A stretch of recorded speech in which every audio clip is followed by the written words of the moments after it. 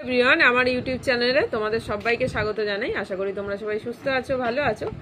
আজকে আমি তোমাদের সাথে তোমাদের ক্লাস 9 বাংলার দেখো তারাশঙ্কর বন্দ্যোপাধ্যায়ের লেখা চন্দ্রনাথের সেকেন্ড পার্ট নিয়ে আলোচনা করব। তাহার কথা অবহেলা করিতে পারিলাম না, এত অবধি আলোচনা করেছিলাম। আজকে আমি এখান থেকে আলোচনা করব 82 পেজ।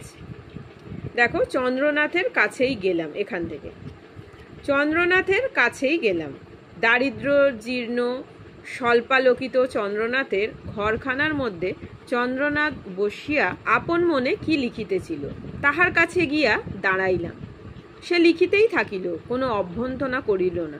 সে তাহার স্বভাব নয়। আমি নিজেই বসিয়া প্রশ্ন করিলাম, কি লিখছি? লিখিতে লিখিতেই চন্দ্রনাথ উত্তর দিল, ইউনিভার্সিটি এক্সামিনের রেজাল্ট তৈরি করেছি, কে কত নম্বর পাবে তাই দেখছি। তাহার কথা শুনিয়া আশ্চর্য হইয়া গেলাম। চন্দ্রনাথ আরও খানিকটা লিখিয়া কাগজখানা আমার সম্মুখে ফেলিয়া দিয়া বলিল, দেখো। কাগজটায় চোখ বুলাইতেছিলাম। চন্দ্রনাথ বলিতেছিল, আমার যদি 550 কি তার বেশি ওঠে তবে স্কুলের এই রেজাল্ট হবে, মানে 2 ফেল, অমিয় আর শ্যামা। তাছাড়া সব পাশ করবে। আর আমার যদি 525-এর নিচে হয় তবে 10টা ফেল। তুই তাহলে 3rd ডিভিশনে যাবি।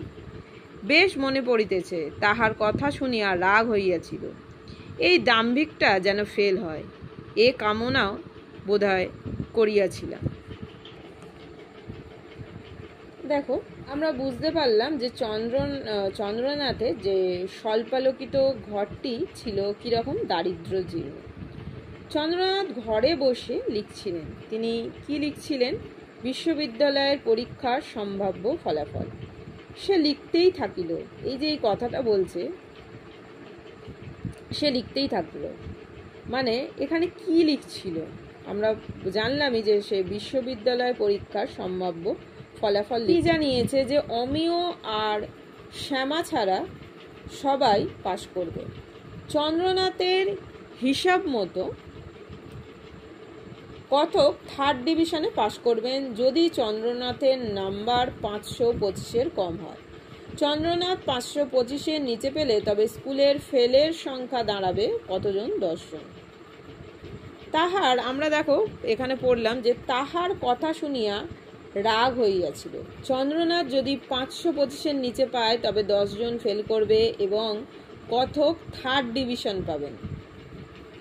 এই দাম্ভিকটা যেন ফেল হয়, তাই তো? দাম্ভিকটা কি এখানে? চন্দ্রনাথ। এই কামনায় বোধহয় করিয়াছিলাম। তাহলে বক্তা এখানে যে কামনা করেছিলেন সেটা কি? সেটা চন্দ্রনাথ যেন পরীক্ষায় ফেল করে। চন্দ্রনাথ দেখো বাড়িতে বসে নিজের মতো করে বিশ্ববিদ্যালয়ে যে পরীক্ষার যে সম্ভাব্য ফলাফল তৈরি করে তা অনুযায়ী সে যদি পরীক্ষায় 550 বা তার বেশি পায় তবে স্কুলে 2 জন ফেল করবে, আর সে নিজে যদি 525-এর নিচে পায় তাহলে 10 জন ফেল করবে এবং সেক্ষেত্রে কথক অর্থাৎ নরেশ 3rd ডিভিশনে পাশ করবে। এ কথা শুনে কথক অত্যন্ত রেগে যায় এবং দাম্ভিক যে চন্দ্রনাথ যে চন্দ্রনাথ তার জন্য সে এই কামনাও করে ফেলে যে সে যেন ফেল করে। তারপরে দেখো কি লেখা আছে। চন্দ্রনাথ হাসিয়া বলিলেও, তুই বোধহয় রাগ করছিস।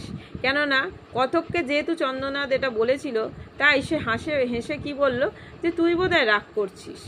কিন্তু অনুপাতের আঙ্গিক নিয়মে যার মূল্য যতবার সে দেখবে একই হবে, একের মূল্য কমে সকলের কমবে। This is mathematics.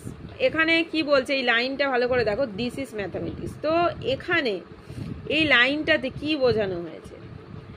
এই যে এই গল্পে চন্দ্রনাথ তার নিজের পাওয়া যে নম্বরের অনুপাতে বিশ্ববিদ্যালয় পরীক্ষার অন্য সকলের নম্বর হিসাব করছিল।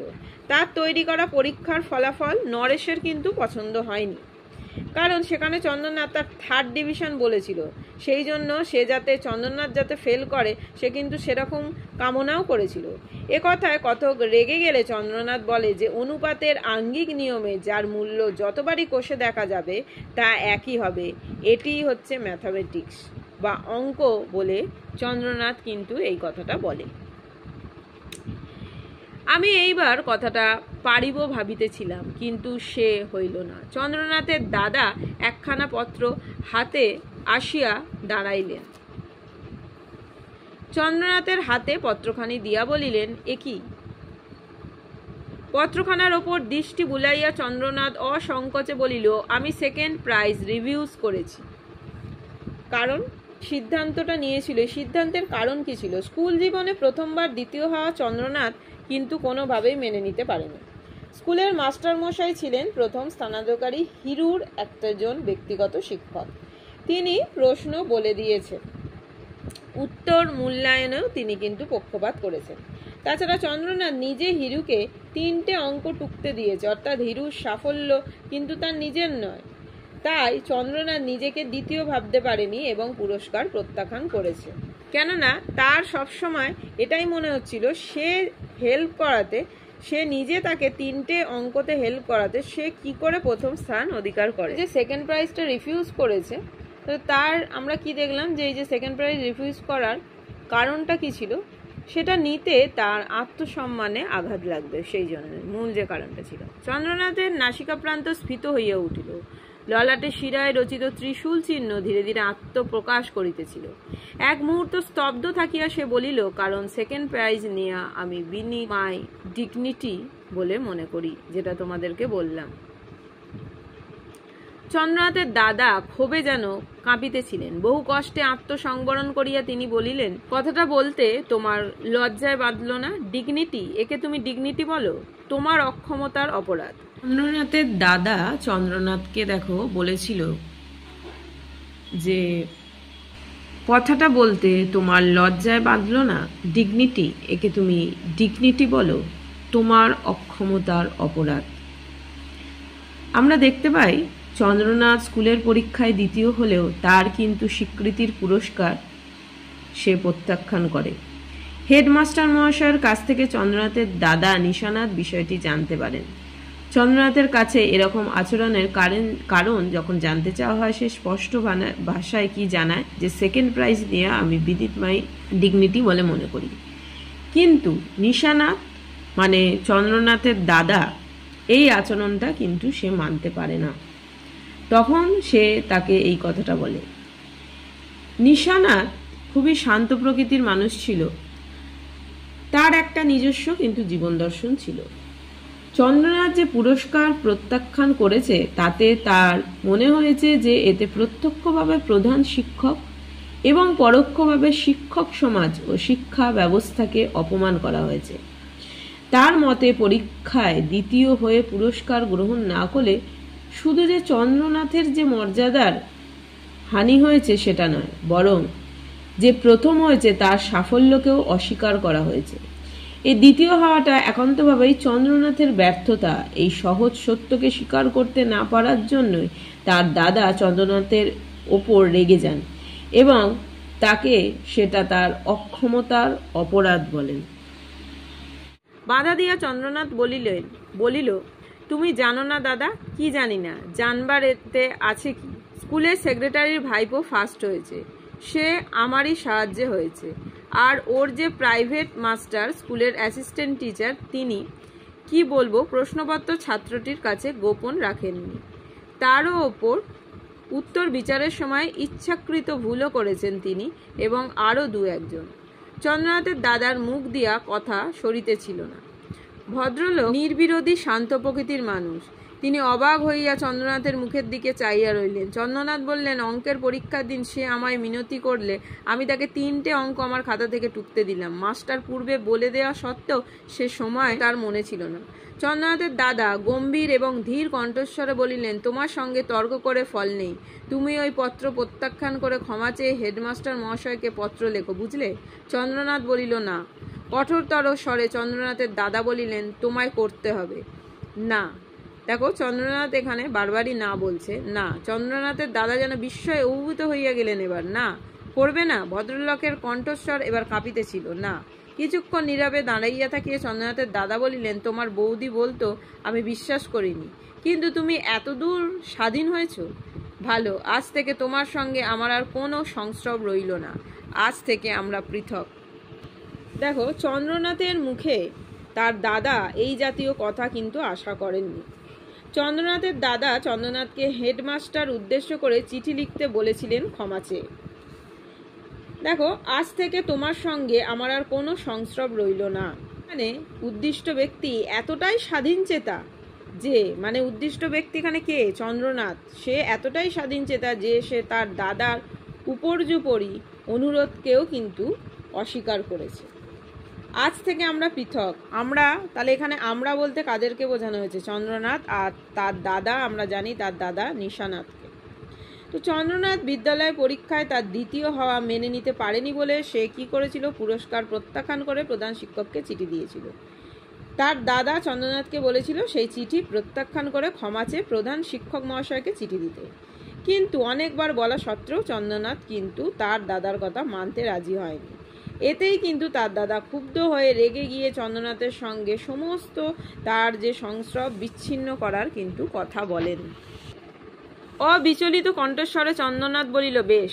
চন্দ্রনাথের দাদা নত শিরে নীরবে দাঁড়াইয়া রইলেন। তিনি নিশ্চয়ই এ উত্তর প্রত্যাশা করেন নাই। বিশেষ এমন সংযত নিরুচ্ছ্বসিত কণ্ঠের উত্তর। আমি বেশ বুঝিলাম ভদ্রলোক আত্মসংবরণের জন্য বিপুল প্রয়াস করিতেছেন। দাঁতে ঠোঁট কামড়াইয়া তিনি দাঁড়াইয়াছিলেন। চোখের দৃষ্টিতে বেদনা ও ক্রোধের সে এক অদ্ভুত সংমিশ্রণ। এমন বুকে দাগ কাটা দৃষ্টি আমার জীবনে আমি খুবই কম দেখেছি। এক মুহূর্তেও যেন স্পষ্ট দেখিতে পাইতেছি দাদা মুখ তুলিয়া সম্মুখের জানলার ভিতর দিয়া আখড়ার তমাল গাছটার দিকে চাহিলেন। কাকের কোলাহল চলিয়াছে সেখানে। তাকে দেখিয়া আমার বড় কষ্ট হইল। আজও এই অন্ধকারের মধ্যে আমি চোখ মুদিলাম। দাদা মাথা নিচু করে নীরবে দাঁড়িয়েছিলেন। তিনি কিন্তু এই উত্তরটা তার কাছ থেকে আশা করেনি, চন্দ্রনাথের কাছ থেকে এটা আশা করেননি। দেখো তিনি কি করেছিলেন, দাঁতে ঠোঁট কামড়াইয়া তিনি দাঁড়িয়েছিলেন। চোখের দৃষ্টিতে, যেহেতু চন্দ্রনাথের কাছে এটা আনএক্সপেক্টেড ছিল, মানে চন্দ্রনাথের কাছ থেকে এই ব্যবহারটা তার দাদার কাছে আনএক্সপেক্টেড ছিল, তিনি এটা আশা করেননি। চোখের দৃষ্টিতে সেই জন্য একটা বেদনা আর ক্রোধের সে এক অদ্ভুত সংমিশ্রণ ধরা পড়ে। এমন বুকে দাগ কাটা দৃষ্টি আমার জীবনে আমি খুবই কম দেখিয়েছি। কি দেখে বক্তা এই মন্তব্য করেছেন? স্কুলের পরীক্ষায় বরাবর প্রথম হওয়া চন্দ্রনাথ দ্বিতীয় পুরস্কার গ্রহণে অসম্মতি জানিয়ে স্কুলে চিঠি দেয়। তার দাদা ভাইকে ক্ষমা প্রার্থনা করে আগের চিঠির বক্তব্য প্রত্যাহার করে নেওয়ার নির্দেশ দেয়, কিন্তু নিজের সিদ্ধান্তে সে অটল থাকে। চন্দ্রনাথ সেই নির্দেশ কিন্তু মেনে নেয় না। এর জন্য তার দাদার সঙ্গে তার সম্পর্কও ছিন্ন হয়ে যায়। এই ব্যবহারে নির্বিরোধী শান্ত প্রকৃতির মানুষ, তার যে দাদা নীরবে মাথা নিচু করে দাঁড়িয়ে থাকেন, দুঃখে এবং রাগ মেশানো তার সেই দৃষ্টির কথাই কিন্তু এখানে কথক বলেছেন। মুদিলাম মানে বন্ধ করিলাম। বোর্ডিংয়ে আসিয়া মাস্টার মহাশয়কে সংবাদটা দিতে গিয়া দেখিলাম তিনি তখনও সেই তেমনি একলা চিন্তাকুল নেত্রে বসিয়া আছেন। আমাকে দেখিবা মাত্র বলিলেন, কি হলো নরু, সে কি বললে? তাহাকে অকপটেই সমস্ত বলিলাম। তিনি হুকাটি হাতে ধরিয়াই নীরবে বসিয়া রইলেন। মাস্টার মহাশয় তামাক টানিতে টানিতে বলিলেন, আমি একবার যাব নরেশ। কি বলো তুমি? চন্দ্রনাথের কাছে? না না, পৃথক হবে কেন? না, ছি, যে আমারই অন্যায় হয়েছে। এখানে এটা কে বলছেন? হেডমাস্টার মশাই। চন্দ্রনাথ স্কুলের পরীক্ষায় দ্বিতীয় হয়, দ্বিতীয় পুরস্কার প্রত্যাখ্যান করায় হেডমাস্টার মশাই গল্পকথক নরু, এখানে আমরা দেখতে পাই নরু ডাকনাম, তার বাড়িতে পাঠান। ক্ষমা চেয়ে চিঠি প্রত্যাহারের জন্য দাদার দেয়া নির্দেশ অমান্য করে চন্দ্রনাথ। দুই ভাইয়ের মধ্যে সম্পর্কে ছেদ পড়ে যায়। মানসিকভাবে ভেঙে পড়েন দাদা।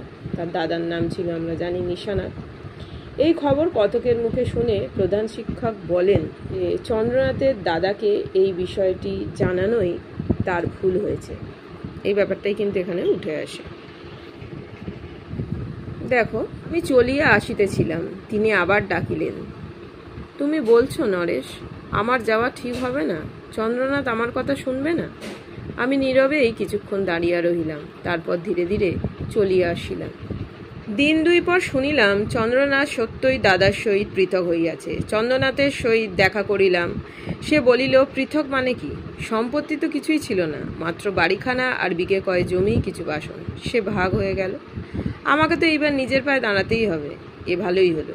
আমি চুপ করিয়া রইলাম। বোধহয় সেদিন সে সময় ভাবিয়াছিলাম চন্দ্রনাথের সহিত সংসব রাগিব না। মনে মনে সংকল্পটা দৃঢ় করিতেছিলাম। চন্দ্রনাথ হাসিয়া বলিল, হিরু এসেছিল আজ আমার কাছে, বলে কাকা বলেছেন তোমাকে তিনি একটা স্পেশাল প্রাইজ দেবেন। হিরুই সেবার ফার্স্ট হয়েছিল, আমাদের স্কুলের সেক্রেটারির ভাইপো। আমি প্রশ্ন করিলাম, কি বললি তুই? চন্দ্রনাথ বলিল, তার কাকাকে ধন্যবাদ দিয়ে পাঠালাম আর বলে দিলাম একান্ত দুঃখিত আমি, সে গ্রহণ করতে আমি পারিব না। এই প্রস্তাবই আমার পক্ষে অপমানজনক। এই প্রস্তাবই আমার পক্ষে অপমানজনক।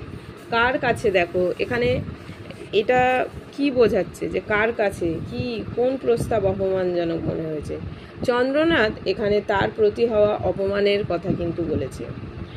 চন্দ্রনাথ স্কুলের পরীক্ষার জীবনে প্রথমবার প্রথম না হয়ে দ্বিতীয় হওয়ার পরে বিদ্যালয়ের সম্পাদক আর প্রথম যে স্থান অধিকার করেছিল হিরুর কাকা, হিরুর মাধ্যমে চন্দ্রনাথকে বিশেষ পুরস্কার দেওয়ার কথা বলে পাঠান। কিন্তু চন্দ্রনাথ তাকে ধন্যবাদ জানিয়ে বলে পাঠায় যে তার পক্ষে তা গ্রহণ করা সম্ভব নয়। প্রকৃতপক্ষে যে হিরুকে যথার্থ প্রথম স্থানাধিকার বলে চন্দ্রনাথ মনে করে না, তারই কাকা তাকে সান্ত্বনা পুরস্কার দিচ্ছে। এটা চন্দ্রনাথের পক্ষে অপমানজনক ছিল, সেটার কথাই এখানে বলা হয়েছে। তারপরে দেখো, চন্দ্রনাথের মুখের দিকেই চাইয়াছিলাম। সে আবার বলিল, হেডমাস্টার মহাশয়ও ডেকে পাঠিয়েছিলেন। তাকেও উত্তর দিয়ে দিলাম, গুরু দক্ষিণার যুগ আর নেই। স্কুলের সঙ্গে দেনা পাওনা আমার মিটে আছে। 2-3 মাসের মাইনে বাড়তি দিয়ে এসেছি আমি, সুতরাং যাওয়ার প্রয়োজন নেই আমার। সেই মুহূর্তে উঠিয়া আসিলাম। চন্দ্রনাথ এখানে জানায় যে গুরু দক্ষিণার যুগ আর নেই, আর স্কুলের সঙ্গে দেনা পাওনাও তার মিটে গেছে। আর 2-3 মাসের মাইনে যেটা ছিল সেই বাড়তি মাইনেটা সে দিয়ে দিয়েছে, তাই সেখানে যাওয়ার প্রয়োজনও আর নেই। তো আজকে ভিডিওটা আমি এখানে শেষ করলাম। নেক্সট ভিডিওতে তোমাদের সাথে এখান থেকে আলোচনা করব।